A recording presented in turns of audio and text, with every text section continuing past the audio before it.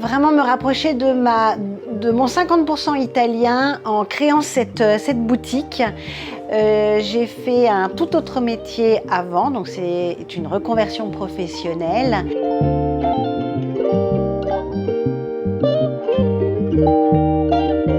Buongiorno, je m'appelle Emanuela.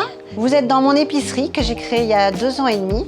Donc elle s'appelle l'Alimentari et j'espère que vous aurez compris qu'il s'agit de produits italiens. Et cela me tenait vraiment à cœur d'avoir d'excellents produits italiens, ce que je n'arrivais pas à trouver dans les commerces à Angers. Ici on peut retrouver évidemment d'excellentes pâtes avec un vrai blé dur d'origine italienne, mais vous pouvez aussi trouver du riz, évidemment toutes les sauces à base de tomates, de légumes, des tartinables, des légumes à l'huile, des olives avec de l'huile d'olive, du vinaigre balsamique, des petits sodas, du vin et des sucreries, mais également la charcuterie, le tout à la découper, et les fromages.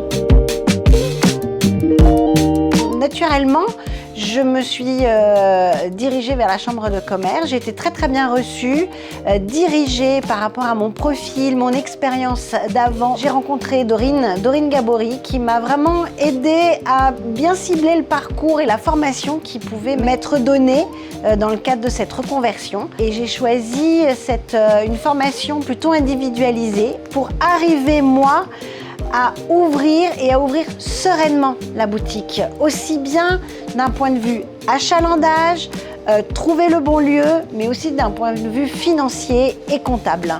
Comme c'est dans le cadre d'une reconversion professionnelle, j'ai été licenciée économique et donc je me suis mise dans la charrette de ce licenciement économique.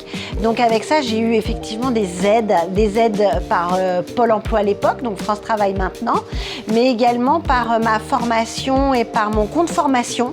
J'ai réussi à entièrement financer la formation qui a duré à peu près une grosse année et qui était ponctuée de rendez-vous.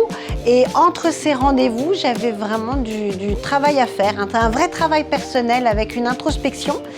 Et c'est pour ça qu'en fait, le projet était viable.